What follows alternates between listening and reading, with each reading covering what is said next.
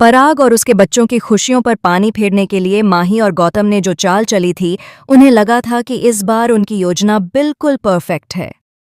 रात का सन्नाटा, सबके कमरों की लाइट बंद और प्रेम के कमरे में रखी एग्जीबिशन की कीमती ज्वेलरी, सब कुछ उनके मुताबिक चल रहा था। माही ने कांपते हाथों से लॉकर खोला, गौतम दरवाजे पर नजर रखे खड़ा रहा।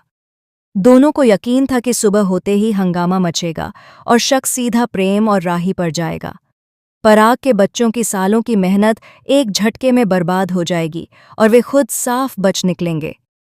लेकिन उन्हें क्या पता था कि इस बार खेल उल्टा पड़ने वाला है। जैसे ही माही ने ज्वेलरी बैग में भरी और हॉल की तरफ कदम बढ़ाए, अचानक लाइट्स जल उठीं। सामने पराग खड़ा था, आंखों में गुस्सा, चेहरे पर ठंडी मुस्कान। उसके हाथ में रिमोट था और पीछे दीवार पर लगे बड़े स्क्रीन पर सीसीटीवी फुटेज चल रहा था। हर एक हरकत रिकॉर्ड हो चुकी थी। माही और गौतम के पैरों तले जमीन खिसक गई। पराग ने बिना आवाज ऊंची किए सिर्फ इतना कहा, इस बार तुम दोनों ने गलत घर चुन लिया। उसकी आवाज में ऐसा आत्मविश्वास था कि माही के हाथ से बैग गिर गया, लेकिन असली झटका अब भी बाकी था। पराग ने बताया कि उसे कई दिनों से शक था और उसने जानबूझकर ज्वेलरी उसी कमरे में रखवाई थी। असल में असली ज्वेलरी बैंक लॉकर में सुरक्षित थी। जो कुछ माही और गौतम चुराकर ले जा रहे थे, वह सिर्फ डुप्लीकेट सेट था। इतना सुनते ही गौतम ने पलटवार करने की कोशिश की। उसने तुरंत कहानी गढ़नी शुरू कर दी कि वे तो बस ज्वेलरी की सुरक्षा चेक कर रहे थे। लेकिन तभी प्रेम, अंश और राही भी वहां पहुंच गए। सबके सामने सच उजागर हो गया। मोटी बा, जो अब तक गौतम और माही पर आंख मूंद कर भरोसा करती थीं, स्तब्ध रह गईं। उधर अनुपमा अपने बापूजी के साथ उनके दोस्त का रियूनियन करवाने में जुटी थीं। वहां भी एक अलग ही साजिश का खुलासा हो रहा था। अस्पताल में भर्ती दोस्त की पत्नी को उसके अपने बच्चों ने लालच में आकर अलग कर दिया था। अनुपमा और हसमुख भाई ने अमीर रिश्तेदार बनकर जब सच सामने लाया तो पूरे परिवार की परतें खुलने लगीं। लेकिन तभी अनुपमा को पराग के घर की घटना की खबर मिलती है। खबर सुनते ही अनुपमा का दिल बैठ जाता है। उसे एहसास होता है कि उसकी गैरमौजूदगी में घर एक बार फिर साजिशों का अड्डा बन गया है। वह तुरंत लौटने का फैसला करती है, लेकिन रास्ते में उसे एक और चौंकाने वाली जानकारी मिलती है। गौतम का असली मकसद सिर्फ एग्जीबिशन खराब करना नहीं था। वह पराग को आर्थिक रूप से बर्बाद करके कोठारी हाउस पर कब्जा जमाना चाहता था।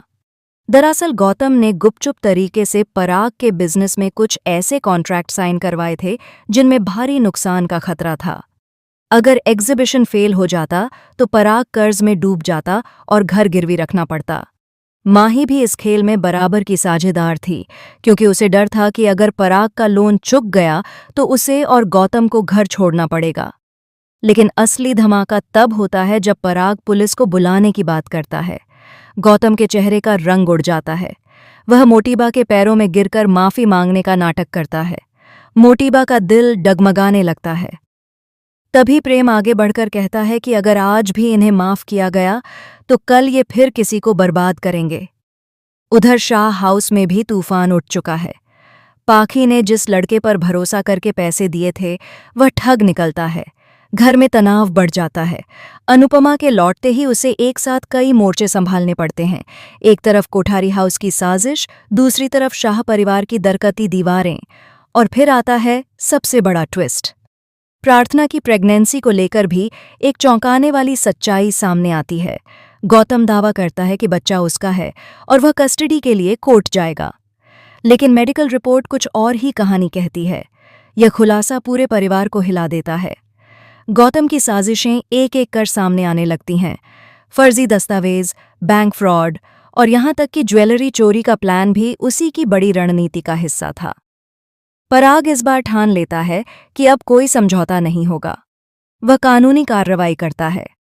माही को भी एहसास होने लगता है कि गौतम ने उसे सिर्फ मोहरे की तरह इस्तेमाल किया। उसका आत्मविश्वास टूट जाता है।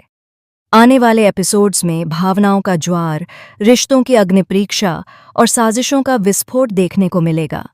क्या अनुपमा अपने परिवार को एकजुट रख पाएगी? क्या मोटीबा सच को स्वीकार कर पाएंगी? क्या गौतम अपने जाल में खुद फंस जाएगा? और क्या माही को अपनी गलती का एहसास होगा? कहानी अब ऐसे मोड़ पर है जहां हर किरदार की असली पहचान सामने आएगी। विश्वास और विश्वासघात की इस लड़ाई में कौन जीतेगा और कौन हार जाएगा, यही आने वाले एपिसोड्स का सबसे बड़ा सवाल है।